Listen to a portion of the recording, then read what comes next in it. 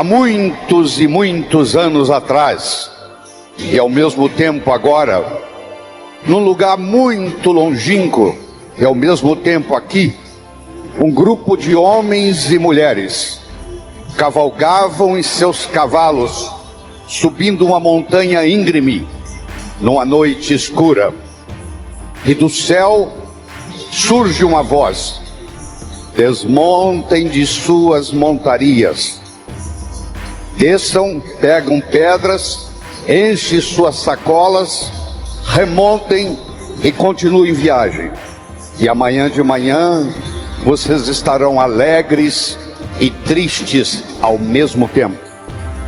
Alguns desmontaram, outros não.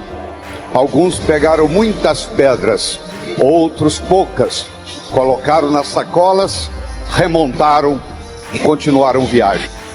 Quando o dia amanheceu, tal qual a voz tinha dito, eles estavam alegres e tristes ao mesmo tempo. Alegres porque com a luz do dia, quando olharam nas sacolas, não eram pedras, eram diamantes. E tristes, por que eu não peguei mais? Eu espero que quando nós terminarmos essa apresentação, você fique alegre e triste. Alegre por estar levando alguns diamantes para casa, que eu apenas sou o veículo disso. E triste porque não pegou mais. Nunca deixe aquilo que você não pode fazer atrapalhar aquilo que você pode fazer. Vou falar de novo para quem não escutou. Nunca deixe aquilo que você não pode fazer atrapalhar aquilo que você pode fazer. A principal razão da vinda aqui é a renovação da esperança.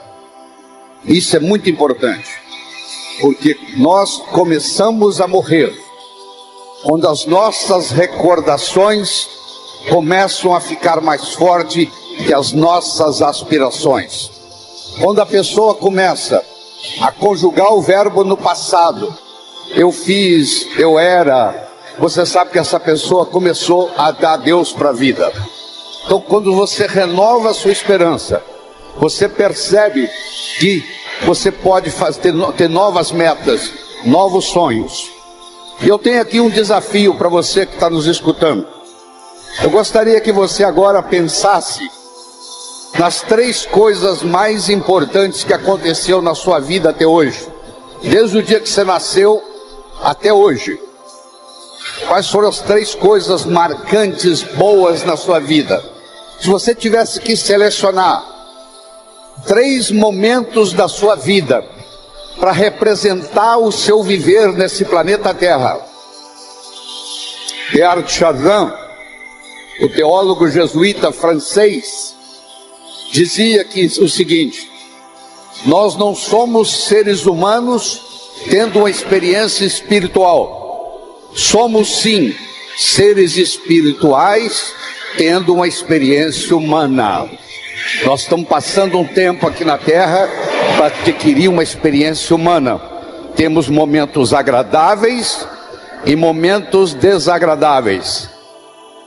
Não é à toa que nós nascemos chorando, porque nós sabemos a barra que nós vamos enfrentar na vida. Aqui é planeta Terra, aqui não é paraíso. Se você quiser ser feliz 24 horas por dia, 365 dias por ano, você está no lugar errado. Aqui nós temos momentos felizes e momentos não tão felizes. Faz parte da vida. É como se fosse uma montanha russa. Tem momentos que nós estamos muito bem, tem momentos que nós não estamos muito bem. E você já sabe que se não estiver muito bem, não vai durar muito, vai melhorar. E se estiver muito bom, também não vai durar muito, vai piorar. Se você aprende esse conceito da montanha russa, isso ajuda. Mas vamos voltar lá. Você vai pensar em 3 momentos especiais da sua vida, marcantes. Coisas importantes que ocorreram com você desde que você nasceu até hoje. Escolha uma escolha 2, escolha 3. Eu vou assumir que você já tem na sua mente esses 3 momentos mágicos. Eu vou fazer aqui uma declaração. Pelo menos 2 desses 3 momentos mágicos da sua vida não foram programados. Você se casou um dia, teve filhos, constituiu uma família. O dia que você conheceu o seu esposo, a sua esposa, foi assim? Você levantou um dia e disse assim: hoje eu vou conhecer alguém por quem eu vou me apaixonar, com quem eu vou me casar. Foi assim? Não foi. Você foi a algum lugar, você conheceu alguém, você se apaixonou, você se casou. Se você começar a analisar sua vida, os momentos mágicos da sua vida não foram programados. Você estava fazendo uma coisa e num ângulo de 90 graus, algo aconteceu de mágico, de milagroso. São os milagres que acontecem a cada momento, que nós não chamamos de milagres, mas eles são milagres.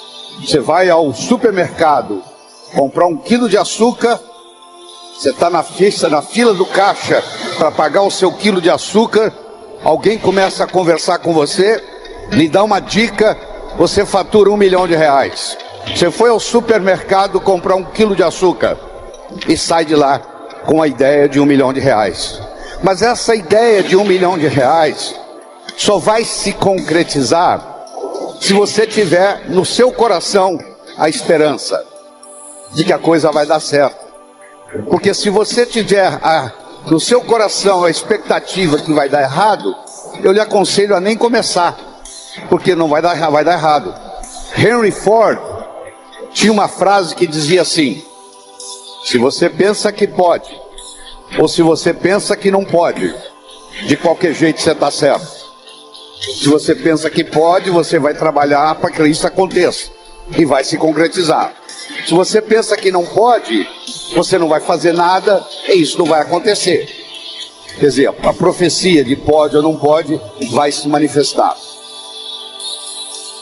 Você não faz um bolo só com farinha, nem só com manteiga, nem só com ovos. Você precisa de vários ingredientes. O bolo da vida necessita vários ingredientes. E um desses ingredientes é o diálogo. Um desses ingredientes é a capacidade de se comunicar.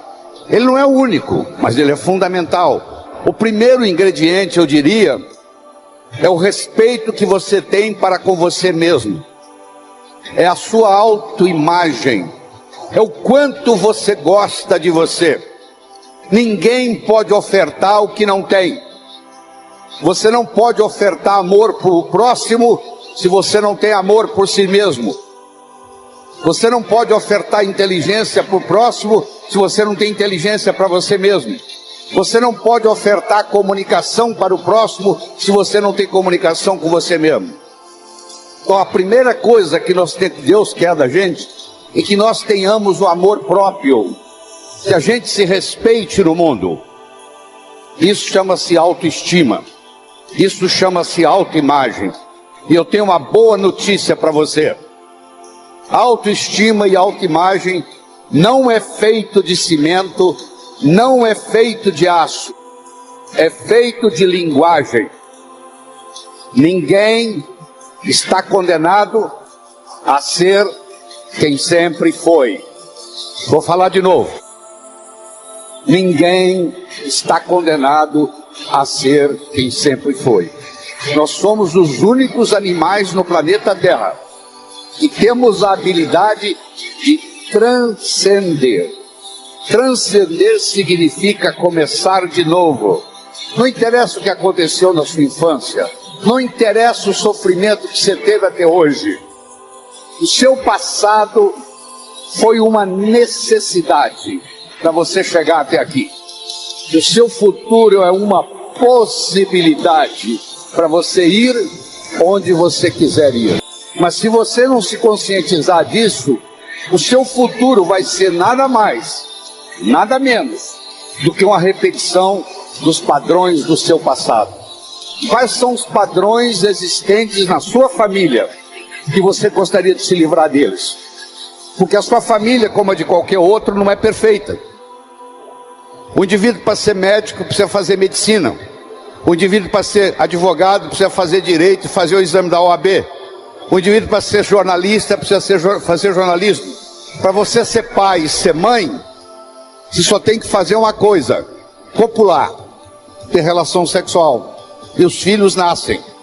Então os pais, 99,99, não estão preparados para ser pai e mãe. Vão aprendendo com o erro dos filhos. Os seus pais erraram com você, os pais deles erraram com eles, você errou com seus filhos vão errar com seus netos. Isso faz parte da vida. Não precisa ficar com sentimento de culpa disso não, que é assim que é assim que a vida funciona. A gente vai aprendendo com os erros. No segundo filho você já erra menos, no terceiro você erra menos, se você parar e pensar aquilo que está fazendo de errado. O segundo ingrediente do bolo da vida é a comunicação. Na era da agricultura, mandava no mundo quem tinha terra. Eram os coronéis e era vitalício, valia para a vida inteira. Na era industrial, passou a mandar no mundo quem tinha capital, quem tinha dinheiro. Meus amigos, a moeda mudou e muita gente não se deu conta disso ainda. A moeda hoje chama-se conhecimento. Você é rico ou você é pobre em conhecimento. Mas conhecimento só tem validade quando aplicado, quando passado de um cérebro para outro. E a passagem do conhecimento de um cérebro para outro se faz através do diálogo, se faz através da comunicação. Portanto, jovens que estão aqui nos assistindo, comunicação se tornou essencial, tanto no sucesso pessoal quanto no sucesso profissional. E faz parte da natureza do espírito humano evoluir. Você nunca vai encontrar uma pessoa que vai dizer assim, pedi uma graça para piorar um pouco a minha vida, porque está boa demais, e que queria que piorasse um pouco.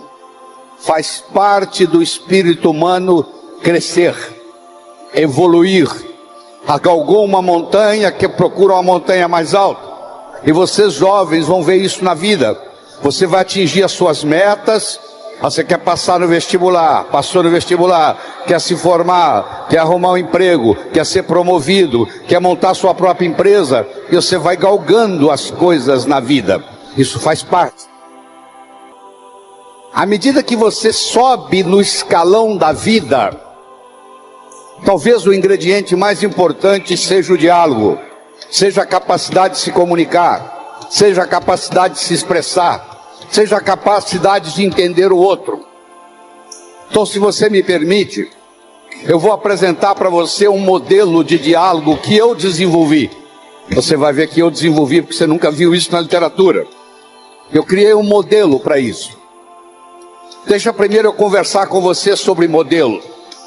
Se eu desse de presente para você agora uma pérola, você provavelmente ia colocá-la no bolso.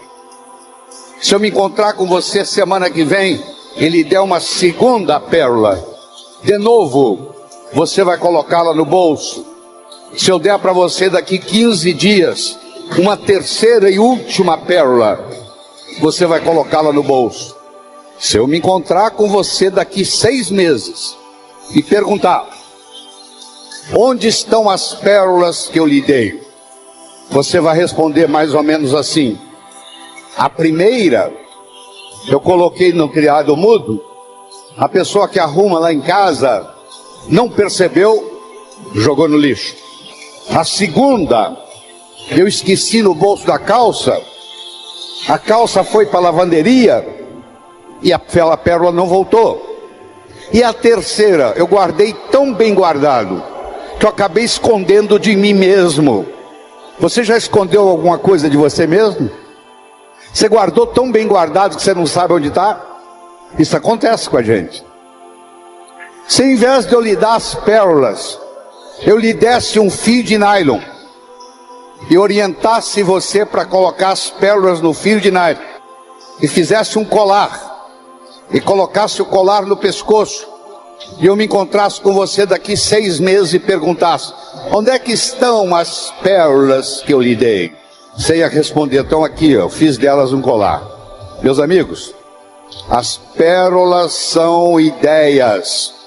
O cemitério está cheio de gente que teve boas ideias, ou não concretizaram-se, ou pior, estragaram a vida da pessoa.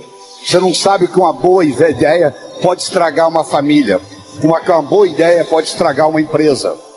Porque mais importante do que a ideia é o modelo para segurar a ideia. Se você conhecer um indivíduo que tem um bom modelo empresarial, se ele mora em Aparecida do Norte, se ele mora em São Paulo, se ele mora em Tóquio, se ele mora em Nova York, se ele mora em Sydney, na Austrália, ele vai se dar bem, empresarialmente falando, porque ele tem um modelo. Então vamos montar um modelo de diálogo. A comunicação tem 3 níveis. O primeiro nível eu chamo de boca-ouvido. O segundo nível eu chamo de cérebro-cérebro. O terceiro nível eu chamo de coração-coração. Vamos começar com o primeiro nível. Boca-ouvido. Deixe-me primeiro fazer uma distinção para você. Ouvir e escutar não são sinônimos. Você ouve com o ouvido, você escuta com o cérebro. Você já foi alguma vez num restaurante e pediu ao garçom para lhe trazer uma água com gás, e ele lhe trouxe uma água sem gás? Ou você fez uma solicitação e ele lhe trouxe outra? Aquele garçom, naquele momento que ele recebeu o seu pedido, ele estava operando no nível 1. No nível 1 ninguém é promovido. No nível 1 você não conquista as pessoas. No nível 1 você não vai para frente na vida. Não interessa a nota que você tirou na escola, isso não faz diferença, porque a escola lhe passa informação. A vida lhe exige competência de ação. Imagine você indo a Guarulhos e lá tem uma aeronave se preparando para decolar São Paulo, Nova York. E você entra na aeronave para fazer esse voo. E da cabine do piloto, o piloto fala assim: senhores e senhoras, eu não sou piloto, mas eu tenho muitas opiniões e já li muitos livros de como pilotar um avião. Você ficaria na aeronave? Não. Você não quer saber quantos livros o piloto leu. Você quer saber se ele tem competência de tirar a aeronave do chão, voar com ela e aterrissar são e salvo em Nova York. A vida exige da gente competência de ação. O que cai na prova não cai na vida. Se você observar na sua cidade, você vai encontrar indivíduos que eram CDFs, que eram estudantes brilhantes, e hoje são pessoas que estão perdidas na vida. E você vai encontrar também pessoas que eram estudantes medíocres, e hoje são excelentes empresários, estão contribuindo para o bem-estar da comunidade. Por que isso? Porque esses segundos, eles sabem dialogar com o mundo, eles sabem dialogar com a sociedade, eles aprenderam, talvez até intuitivamente, o poder da comunicação. Então, se você me permite, eu vou começar a trabalhar nesse modelo do nível 1, boca-ouvido, nível 2, cérebro-cérebro, nível 3, coração-coração. Deixa eu primeiro fazer uma afirmação. Nós só chegamos ao coração das pessoas passando pelo cérebro. Não tem outro caminho. É fácil você gostar de quem você gosta. Eu quero ver você gostar de quem você não gosta. Você faz uma decisão assim: a partir de hoje eu vou gostar de quem eu não gosto. essa decisão é puramente do pescoço para cima. É uma decisão que não vai levar a nada. Porque se você não gosta da pessoa, fica difícil chegar no coração. O caminho para você pode até... Você tem que entender a pessoa, entender a problemática dela, entender de onde ela está vindo, por que ela atua daquele jeito. Aí, finalmente, você aceita a pessoa e chega no coração. Quando você está operando no diálogo, no nível 1, não acontece nada. É o pai que está dando um sermão para o filho, que entra num ouvido e sai no outro. E o pai não percebe que ele vem falando isso há 5 anos e não funcionou nada. Pelo contrário, o filho até ficou rebelde de escutar o pai falar aquilo. E o pai não se dá conta que aquilo não é diálogo, que é um monólogo que ele está falando para o vento, porque está entrando no ouvido e saindo no outro. Você deve conhecer um ditado popular que diz assim: a palavra convence, o exemplo arrasta. A palavra convence, o exemplo arrasta. O melhor modo de você educar seu filho não é com sermão. Isso não é diálogo, isso é monólogo. O melhor modo de você educar seu filho é com exemplo, dando exemplos. Aí a água mole em pedra dura, tanto bate até que fura. Ele vai vendo o exemplo daquilo que você quer que ele seja, ele vai observando aquilo todo dia, chega uma hora, ele e ela incorpora na estrutura psicológica. E como eu disse quando eu estava sendo entrevistado aqui na televisão, um pai de 45, uma mãe de 45, que conversa com um filho de 15, ela tem que entender que o filho de 15 nunca teve 45, e uma mãe de 45 já teve 15 anos. Então é função do pai, da mãe, descer ao nível do adolescente, para poder haver uma comunicação. Eu só posso me comunicar com vocês se nós fizermos uma conversa que interesse vocês. Tem outro jeito. Eu tenho que ver o interesse de vocês e começar a fazer um assunto que interesse a vocês. Então eu tenho que fazer de acordo com o seu interesse, não de acordo com o meu interesse. Eu vou fazer a vitrine da minha loja não de acordo com o meu gosto, de acordo com o gosto do cliente que eu quero atrair. Ah, mas eu tenho uma loja, eu tenho uma cunhada que é decoradora interna, ela fez uma decoração muito sofisticada. Que produto que você vende? Ah, eu vendo produto popular. Então você agora está com um problema sério. Quem gosta da vitrine entra, não encontra o produto que quer comprar. Porque quem gostou da vitrine sofisticada quer comprar produto sofisticado. E quem compraria o seu produto? Olha na vitrine, não tem coragem de entrar. Pronto. Aquela vitrine tão bem organizada que a sua cunhada fez porque é decoradora interna, está atrapalhando o seu negócio. No diálogo, na comunicação, nós temos que modificar um pouquinho aquela frase que você conhece, que não é da Bíblia, tá? Quando eu falar, você vai falar, isso está na Bíblia, não está não. A frase é assim: faça aos outros o que você gostaria que fosse feito a você. A verdade não é bem essa. Faça aos outros o que os outros gostariam que fosse feito a eles. Se eu convidar você para jantar na minha casa em São Paulo, eu não vou lhe servir o meu prato favorito. Pode ser que você nem coma. Eu vou perguntar o que você gosta. Se eu quero agradar alguém num processo de diálogo, eu tenho que ver o que a outra pessoa quer ouvir. Eu vou começar por ali. E não o que eu quero passar. Quero que você entenda isso. Faça aos outros o que os outros gostariam que fosse feito a eles. Deixa eu contar para você uma pequena história.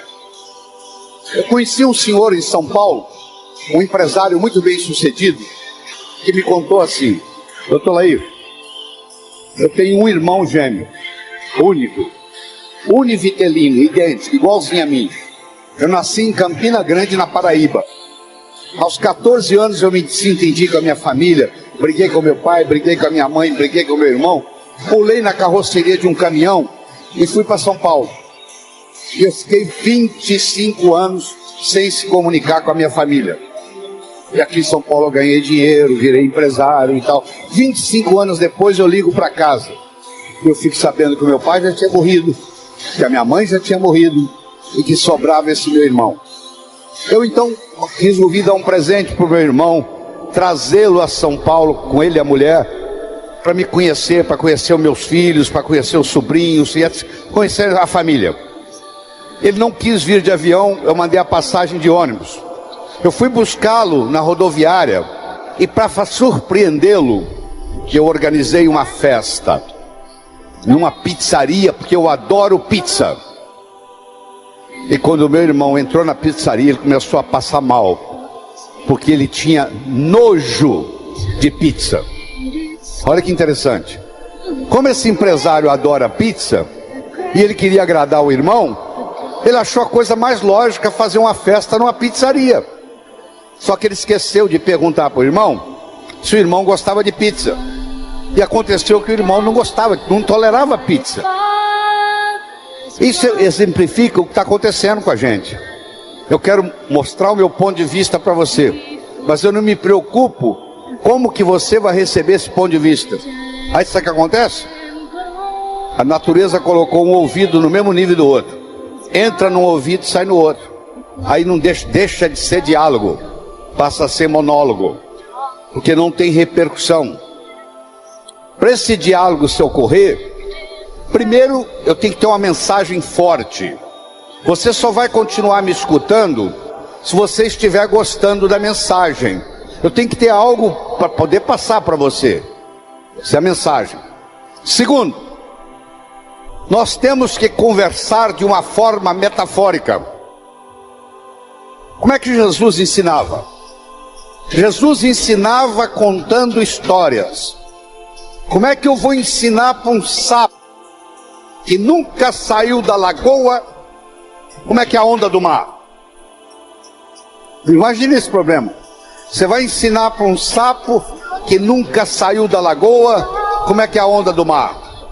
Como é que Jesus ia ensinar como é o mundo espiritual para quem está na terra? Sabe o que ele fazia?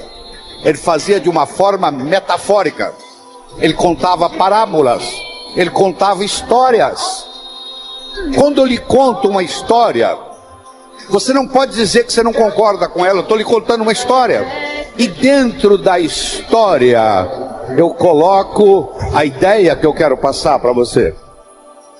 Era uma vez um navio de alta prioridade, porque carregava ouro, e de repente o motor desse navio enguiçou, e o dono do navio disse: para, traga aqui o melhor mecânico da região.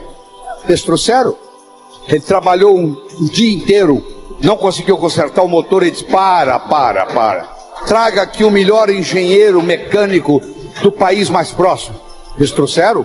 Ele trabalhou 2 dias, não conseguiu consertar o navio. Ele disse: para, traga aqui de onde estiver, de helicóptero, quem montou essa máquina desse navio. E eles procuraram, encontraram e trouxeram ele e um assistente. E eles desceram no navio de helicóptero, foram até a casa de máquinas, escutaram o barulho da tubulação, tocaram nos tubos, e tinha uma válvulazinha vermelha num canto. E ele perguntou para o assistente dele: você tem um martelo? Tem, me empresta. Ele foi lá e pim, ligue. Eles ligaram, tudo funcionou às mil maravilhas. Os 3 indivíduos que trabalharam, o primeiro que trabalhou um dia, o segundo que trabalhou 2 dias, e esse que deu a martelada na válvula, mandaram as suas respectivas contas. Quem trabalhou um dia mandou uma conta de $100. Quem trabalhou 2 dias mandou uma conta de $400, $200 por dia, porque ele havia trabalhado 2 dias e ele era mais sofisticado que o outro. E quem deu a martelada mandou uma conta de $10.000. O dono do navio falou: eu vou pagar, porque ele consertou o meu navio, mas eu só pago com uma condição: que ele mostre como é que ele chegou à conclusão de me cobrar $10.000. E ele mandou um bilhete para o dono do navio: para dar a martelada, $1, para saber onde bater com o martelo, 9.999. Olha que interessante. Você imagine que nós estamos almoçando e eu conto essa história para você. Aí nós estamos num diálogo, almoçando. Aí você vai para o seu escritório comigo e você está pensando em me contratar para ser seu consultor na sua empresa. E você pergunta assim, doutor Laí, qual é a sua remuneração? E eu falo um preço elevado. Ao invés de você falar é caro, você vai pensar assim, esse cara sabe onde bater com o martelo. Eu preparei o seu cérebro para escutar o meu diálogo com você. Através de quê? Através de uma história. Através de uma metáfora. A pessoa que sabe dialogar, ela conversa metaforicamente. O político que ganha a eleição é um contador de histórias. O padre que faz o sermão que agrada a todos é um contador de história. Porque quando você está contando uma história, a mente crítica baixa. Você conta a história e leva o que você quer levar junto da mensagem. E a mensagem entra na estrutura psicológica. Terceira coisa importante no diálogo é uma linguagem apropriada. Você já foi a um médico e o médico começa a usar aquela terminologia médica que só ele entende. E aí você volta e a sua família te pergunta, e aí, o que você tem? O que o médico falou? Ah, não entendi o que o médico falou. Esse médico não tem nada de inteligente. Ele tem que conversar numa linguagem que o paciente entenda. Você está com um processo difícil na justiça, você vai visitar um advogado, e ele começa com aquela terminologia jurídica, e você não sabe o que ele está falando, precisa de alguém para traduzir. A própria Bíblia tem uma citação, dizendo que se você não falar a linguagem de quem está lhe escutando, você está falando aos ares. Então é muito importante quando você vai dialogar com alguém, não está na hora de você exibir vocabulário sofisticado, não tá tem que ser um diálogo onde a pessoa inteligente entenda. Ela não precisa ter nenhuma sofisticação intelectual para entender. Deixa você usar a terminologia intelectual quando você estiver conversando com o intelectual. E outra coisa importante é a percepção. Uma coisa é o que você está passando, a outra coisa é que o outro está captando. Ah, você é um vendedor? Você é um bom vendedor? Ótimo vendedor. E aí, você tem vendido bem? Não, tem vendido muito mal. Então você não é um bom vendedor. O aluno que diz que é bom aluno, ele tem que me mostrar um boletim bom. Eu não conheço bom aluno com boletim ruim. O mínimo que você tem que me mostrar como bom aluno são boas notas no boletim. Isso lhe caracteriza como bom aluno. Se você é vendedor e você não está vendendo o que você gostaria de vender, você vai me desculpar, a tecnologia, a abordagem que você está usando de vendas está sendo inadequada. Talvez a sua linguagem não está sendo apropriada, talvez a sua mensagem não está sendo forte o bastante, talvez você não esteja fazendo uso dos recursos da metáfora, das histórias. Semana passada teve um cliente aqui e eu falei para ele o seguinte, aí você pode falar o que você quiser. Você está falando, você está contando para esse cliente que está na sua frente o que você fez com o cliente da semana passada, o que você falou para ele. Mas na realidade você está falando para esse escutar, mas você usou o artifício metafórico de que você está falando para o outro. E quando você trabalha esse fenômeno do diálogo desse jeito, quando você termina, a pessoa se sente convidada a participar das suas ideias. Ela se sente, o filho, quando um pai sabe ter um diálogo com ele, quando termina o diálogo, o filho se sente convidado a experimentar o que o pai está falando para ver se dá certo. É um convite que ele recebe. Na vida, nós somos julgados por quatro coisas. Nós somos julgados por aquilo que fazemos. Você pode marcar no seu relógio. Você encontra um estranho na festa. Nos próximos 5 minutos, ele vai perguntar para você assim: o que você faz na vida? que você se dedica? Eu posso ter dois pedreiros, um trabalhando ao lado do outro. Eu chego perto do primeiro pedreiro e pergunto: o que você faz na vida? Ele fala: eu sou pedreiro. E coloca um tijolo em cima do outro. Eu chego perto do segundo pedreiro que está ao lado dele e pergunto: o que você faz na vida? Eu sou pedreiro. Eu estou construindo o Maracanã, o maior estádio de futebol do mundo, que vai ficar aqui para a posteridade. Quero que você saiba que os dois fazem a mesma coisa. Só que esse segundo pedreiro, ele não vai ser pedreiro muito tempo, não. Logo, logo ele vai ser construtor, porque ele não está colocando um tijolo em cima do outro. Ele está construindo Maracanã. Então escute com carinho. Quando alguém lhe pergunta o que você faz na vida, você tem que responder de um modo que agregue valor à sua contribuição para o mundo. Você lembra? Quando eu comecei a minha entrevista aqui na televisão, eu disse: ó, a minha missão de vida é transformar as pessoas de uma forma alegre e poderosa, com amor e sabedoria. O que você faz na vida, Lair? Eu transformo as pessoas de uma forma alegre e poderosa, com amor e sabedoria. Isso é diferente de dar palestra. Isso agrega valor. Então, você quer melhorar seu poder de diálogo?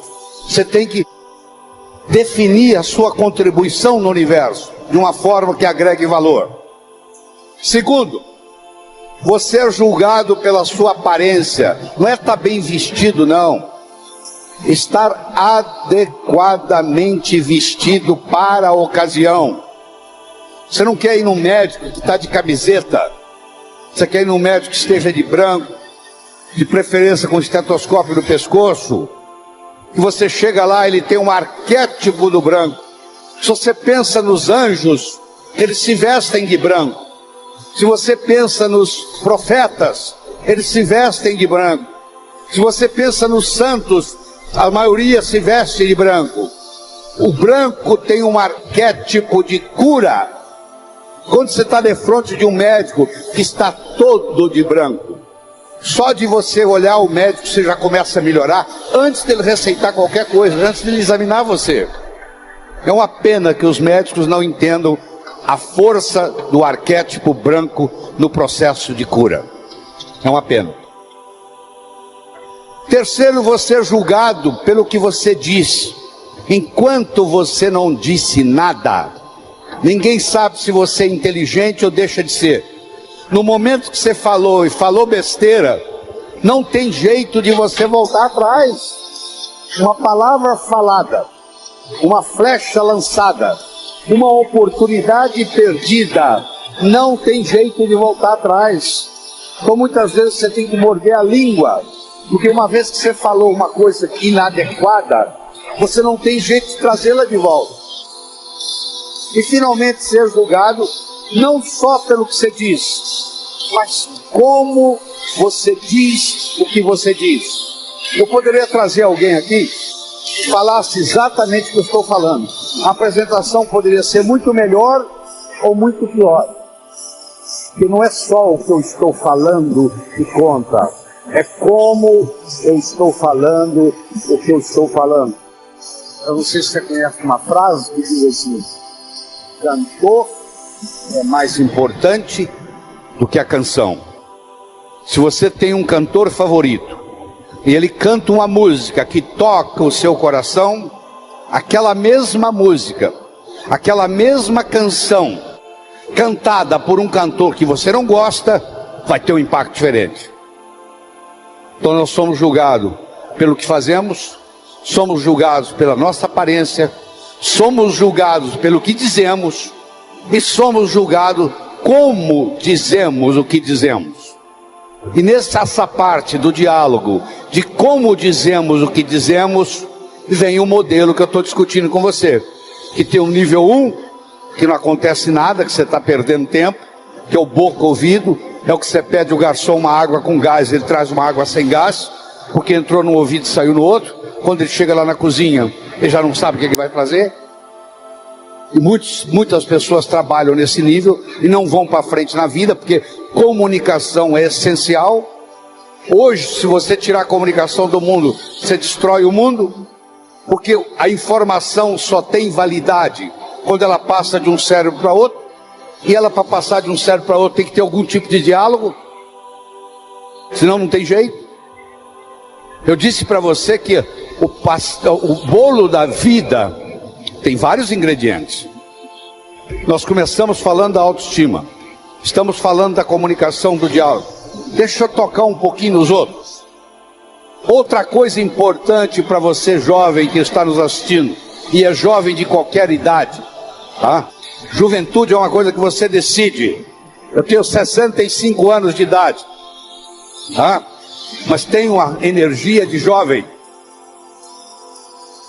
O que eu vou fazer na vida está para frente ainda. Já fiz muita coisa, mas o que eu vou fazer muito mais ainda está pela frente.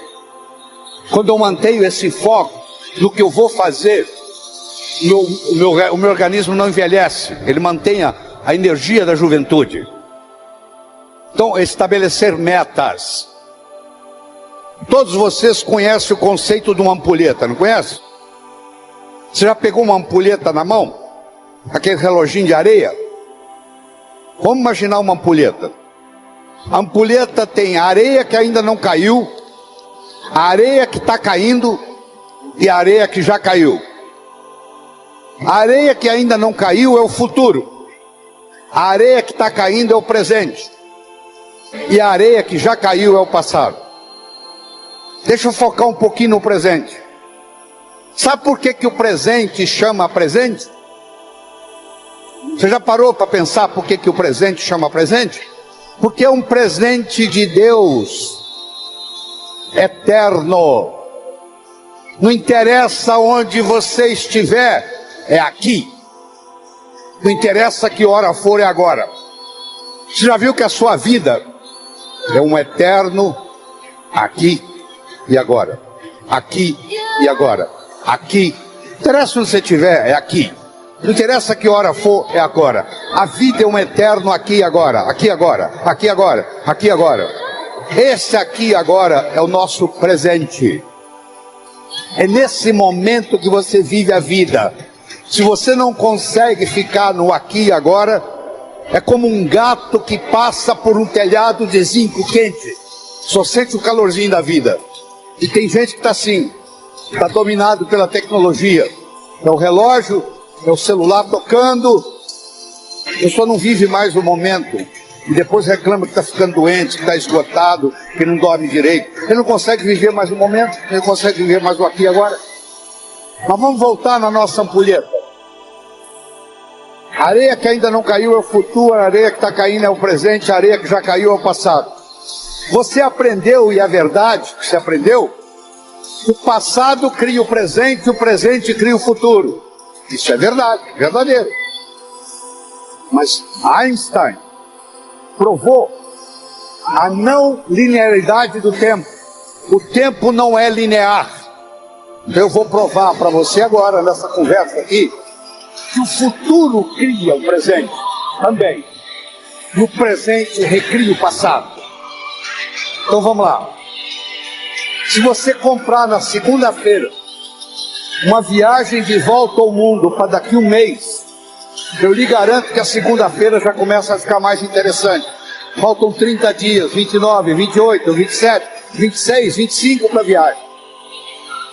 Você já escutou um ditado que diz assim: muitas vezes a antecipação da festa é melhor do que a festa propriamente dita.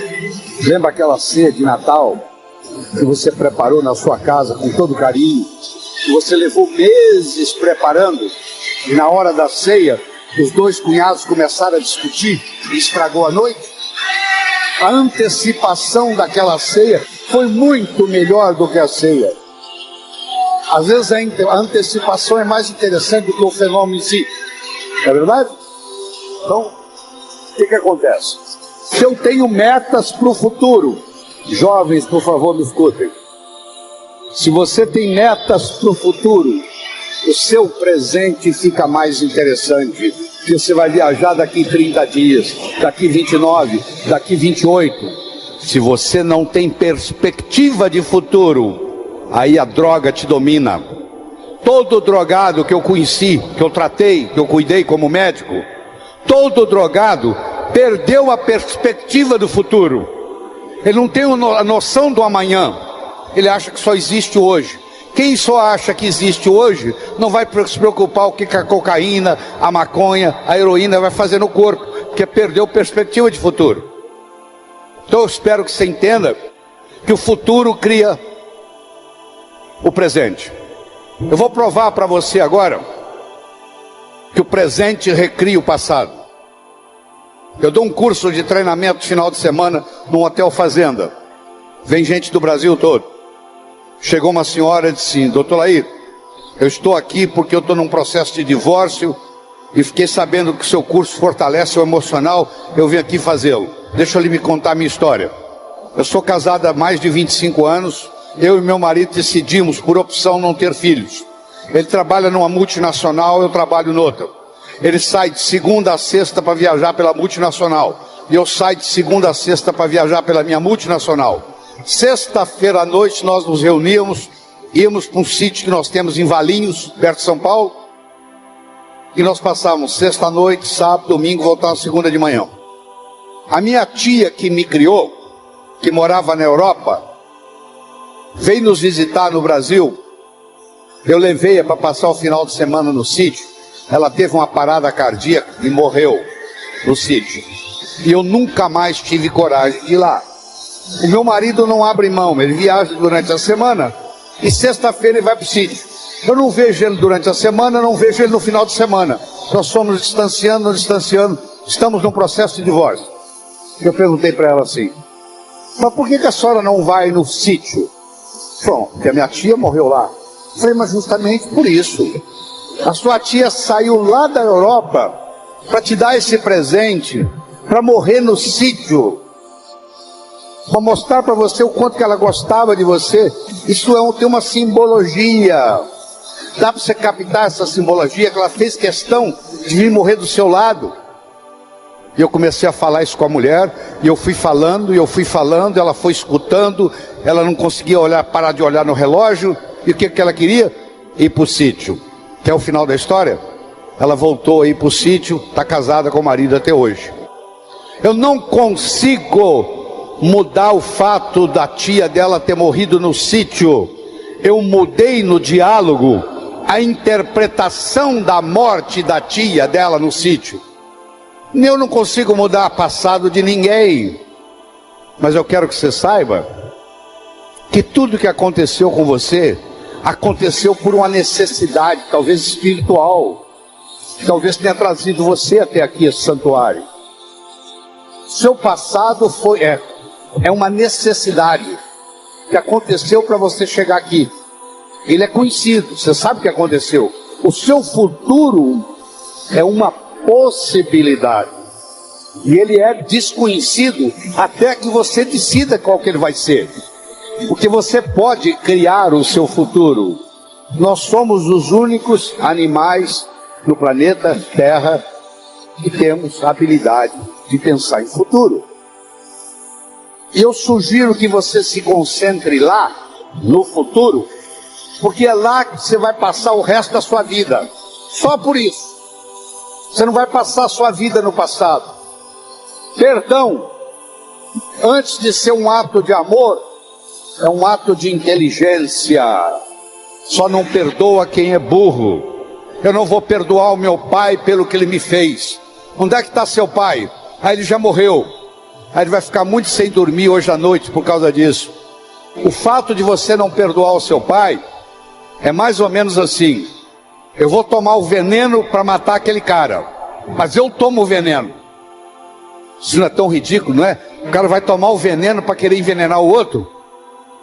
Quando eu tenho ressentimento do meu pai, quando eu tenho ressentimento da minha mãe, primeiro eu vou ter ressentimento de todos os homens e todas as mulheres no mundo, porque isso vai repercutir. Cada vez que eu encontrar um homem, vai lembrar do meu pai, eu vou ter problema. Cada vez que eu encontrar uma mulher, eu vou lembrar da minha mãe, vai ter problema. Então, se você perdoar o seu pai e perdoar sua mãe, incondicionalmente, o fato de ela ser sua mãe, Não é a pessoa em si, não. Eu estou querendo que você perdoe o arquétipo pai. Eu estou querendo que você perdoe o arquétipo mãe. Não é que agora você perdoa a sua mãe, você tem que trazê-la para morar com você, não. Você que tem que terminar e dizer, ó, o que você fez foi feito, você fez o... Eu lhe garanto que os seus pais fizeram o melhor que eles sabiam fazer. Não fez melhor porque não sabia. Eles não sabiam o que eles não sabiam. No momento que você perdoa, isso é mágico no seu corpo, porque isso muda tudo. Isso muda a sua energia, muda a sua capacidade de ganhar dinheiro. Se você tem ressentimento do passado, você cancela o seu futuro, você não tem perspectiva de futuro. O ressentimento do passado não deixa você ter perspectiva de futuro. Pense nisso. Pô, o doutor Laíde falou isso, deixa eu refletir. Não interessa o que eles fizeram ou deixaram de fazer. No momento que você fizer isso, seu coração vai se abrir. E essa renovação de esperança vai encher o seu coração. E a sua viagem aqui vai ficar inesquecível. E vai ficar um antes e vai ficar um depois. Eu estou chegando ao final, eu ainda tenho 5 minutos. Eu gostaria de terminar contando uma história. Era uma vez um escritor que morava à beira-mar. Ele tinha por costume caminhar na praia de manhã, e à tarde e à noite ele escrevia. Uma manhã ele estava caminhando na praia e de longe ele avistou um jovem que dançava na areia. Aquilo despertou a curiosidade dele e ele se aproximou. Quando ele se aproximou, ele percebeu que o jovem não dançava. O jovem estava jogando coisas no oceano. E ele perguntou: o que você está fazendo? E o jovem respondeu: a maré está baixa, o sol está quente, essas estrelas do mar estão morrendo desidratadas na areia. Eu estou jogando-as de volta ao oceano. Meu jovem, diz o escritor, será que você não entende que existe centenas de quilômetros de praia, centenas de milhares de estrelas do mar na areia? Você jogar uma ou outra de volta ao oceano não vai fazer diferença nenhuma. O jovem foi lá, pegou uma estrela do mar, jogou no mar, olhou para o escritor e disse: para essa eu fiz diferença. O escritor foi para casa. Aquela tarde ele não conseguiu escrever. Aquela noite ele não conseguiu dormir. Na manhã seguinte ele levantou cedo, se juntou ao jovem e começou a jogar estrelas do mar de volta ao oceano. Eu não sei o que você vai fazer com esse material que você acabou de escutar, mas eu posso lhe dizer uma coisa: tudo vale a pena quando a alma não é pequena, para dizer grande pessoa. Se um de vocês captar isso aqui, já valeu a pena eu ter vindo aqui falar esta manhã. Eu espero de coração que novos caminhos se abram à sua frente, que o vento sopre levemente às suas costas, que o sol brilhe suave e morno no seu rosto, que a chuva caia de mansinho em seus campos, e até que nos encontremos de novo. Que Deus lhe guarde nas palmas de suas mãos. Muito obrigado.